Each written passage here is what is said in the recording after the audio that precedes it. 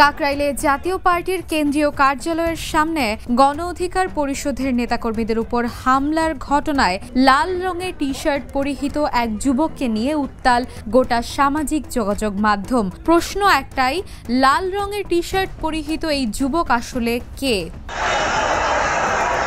কাকরাইলে জাতীয় পার্টির কেন্দ্রীয় কার্যালয়ের সামনে গণ অধিকার পরিষদের নেতাকর্মীদের উপর হামলাকারী লাল রঙের টি-শার্ট পরিহিত যুবক পুলিশের একজন কনস্টেবল।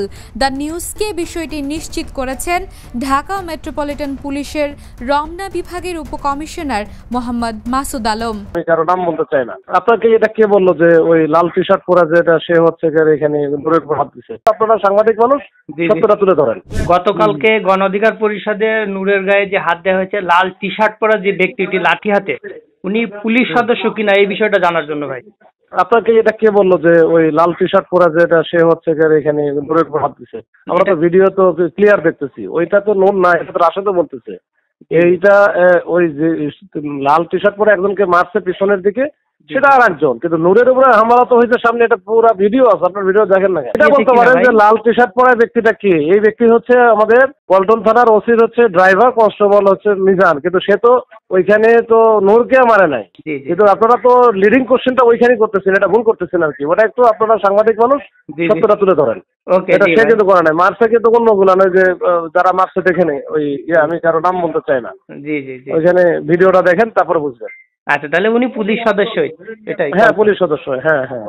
তিনি বলেন, লাল রঙের টি-শার্ট পরিহিত ব্যক্তি একজন পুলিশের কনস্টেবল, তার নাম মিজানুর রহমান। তিনি নূরকে মেরেছে এমন মিথ্যা তথ্য ছড়ানো হচ্ছে।